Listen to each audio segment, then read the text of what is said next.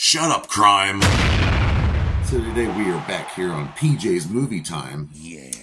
And a few days ago I gave you guys a choice, 5 choices. I wanted to do a non-DC and a non-Marvel movie, even though I'm wearing a Marvel hat right now. My little friend Frank got me this hat years ago. And I love it so much. Still wear it to this day, Frank. So I gave you 5 choices. It was Spawn. I gave you the choice of Spawn, Hellboy 2. I gave you the choice of, what was the other one I gave you? It was Kick-Ass 2. I gave you Super and Sin City. Sorry, my baked ass, my brain is so fucking baked. So, yeah, I gave you those 5 choices. And it came down to a fucking tie again. Fucking tie. Came down to Spawn and the movie Super. Oh, now today I've decided I'm going to review Super from 2009, made by our boy James Gunn. But don't worry, since Spawn was also a winner, next week here on PJ's Movie Time, I will review the really shitty movie from 1997, Spawn. Or was it 96? Super from 2009 is an IFC film movie. Is very, very independent. Written and directed by our boy James Gunn, who has given us some really good goodies like Slither, Brightburn, and of course the Guardians of the Galaxy trilogy, which I hold dear to my wicked heart. And yeah, and the budget for this movie was $2.5 million to make this. And that included them paying the bare minimum to the actors. But this movie is stacked with some good actors and actresses. I will go through that here in a second. And they only made over $500,000 in the box office, which is okay when I kind of direct the video. But a lot of people ended up like it kind of became a cult hit. And it made James Gunn really set him on the path that he is on now. And if you really have a chance to go look into some James Gunn stuff, look into it. Like I said, I mentioned Slither and Brightburn.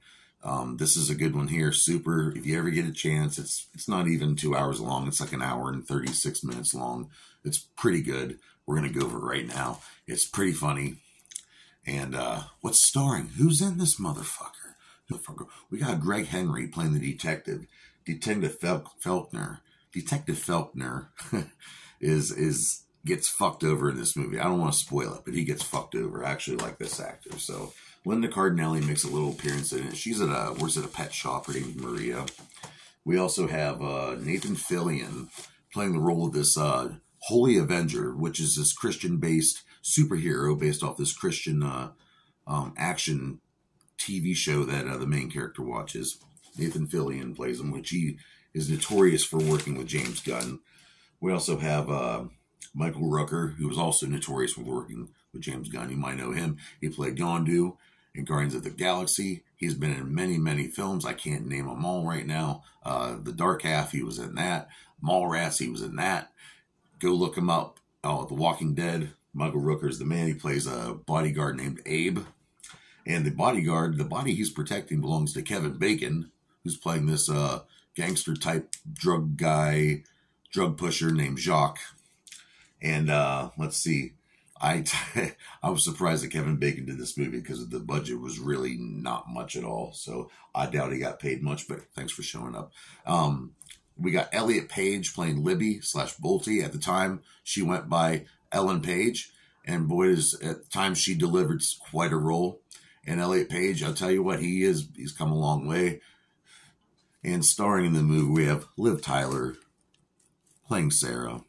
And Liv Tyler, you know, she's been in a lot of stuff. Son of Steven Tyler from Aerosmith. Playing Frank. Playing the Crimson Bolt. Rainn Wilson. Yes. James Gunn he said he had been working on the script since 2002. Got made in 2000. It came out in 2009, which means it was probably made in 2008, something like that, around that. And he wanted to make a superhero movie with a different outlook on things. And of course, this would cement his way into the superhero world because Brightburn is kind of an anti-superhero movie. Then you have him doing the Suicide Squad over in the DC realm. And you also have him in the MCU doing the Guardians of the Galaxy trilogy. So James Gunn is a comic book guy, all right, folks? live with it. Sure, He's now right. working on DC stuff with Superman Legacy coming out. So he worked on this for a while, didn't have much money, but it got made. And I just gave you all these great actors in it. But what's it about? What's the movie about? Well, Rainn Wilson plays this fry cook. Well, actually, I don't think he's a fry. He's a cook. All right. I hate when people say he's a fry cook. I mean, there isn't a job where you just cook fries. You do multiple things besides cook fries in a restaurant. But he's pretty much down on his luck. He married Liv Tyler's character Sarah when she came through a drug relapse, and she took to Frank because he took care of her, and she found some security in that, and she kind of jumped into it, married him, but she kind of gets bored with Frank, and she leaves Frank for Kevin Bacon's drug dealing character Jacques, and from the beginning you see that Frank is a little delusional. He's been shit on his whole life, and he kind of got with his beautiful wife at a time when she was in a weak and emotional state. And she kind of went through that. She kind of went back into the drugs with Kevin Bacon. And she leaves him. She leaves Frank. Frank's distraught. He calls the fucking cops because his wife leaves him, saying, "Can you do something about it? She left me." And he's like, "No, she left you, dude. Sorry. But she stole my wife. He stole my wife. Kevin Bacon stole my wife." Who here? If Kevin Bacon steals your wife, there's nothing the cops can do. I'm sorry.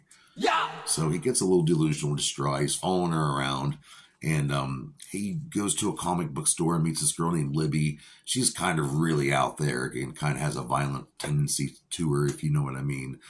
Quick to want to draw blood. And Frank just wants to kind of get out there and find a way to save his wife and bring her back home and keep her safe from drugs and bring Jesus into her life. And he has this fucked up vision.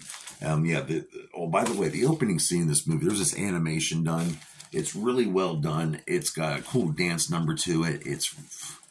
Just check out go YouTube it right now. But the cinematographer for this was Steve Garner. So really props to you for putting that together. And we also have there's a lot of tentacle porn is what I'm trying to get at. Eventually you see some tentacle stuff. I don't know what it is, maybe James Gunn, because he did work for Troma Studios, which this is really, really B-movie stuff out of New Jersey. And let's face it, he probably saw some tentacle porn working at Troma. And Frank has these visions. He feels like he's been touched by God. He sees this, he watches this Christian action film, TV series called The Holy Avenger, who goes around stopping kids from doing drugs and fighting one of the demons of Satan. I don't know if it is placed, but the guy playing Satan or the demon is James Gunn, by the way. And it's pretty cool to see that, but he gets touched by God, if you will. So Frank gets a little delusional after having this vision. You know, God wants him to fight the scum. So he kind of thinks about, what if I became a superhero? He gets a red jumpsuit pretty much, and puts a symbol on his chest, and he gets a pipe wrench as his weapon, and he goes around trying to stop crime, and his motto is "Shut up, crime."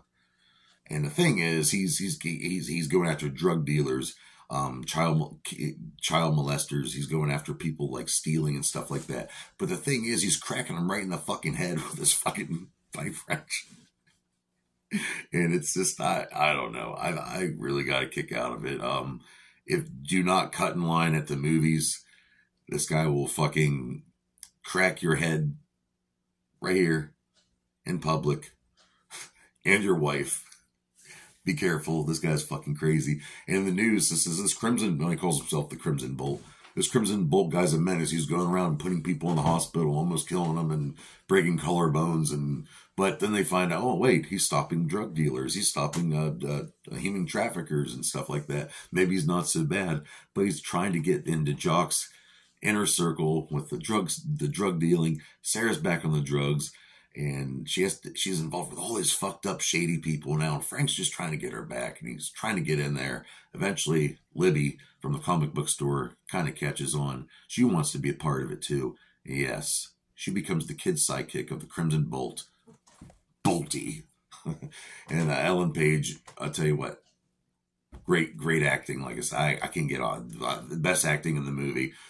She at one point she takes him to the house of this guy that may have slashed her friend's tires, but she's not really sure. And they almost kill the guy.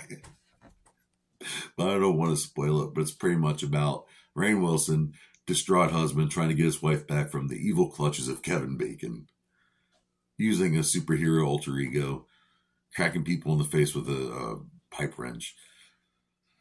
Yeah. So, yeah, I really recommend you go see it. Yes, for all you Troma fans out there, Lloyd Kaufman does make a brief cameo because James Gunn did start off in the Troma.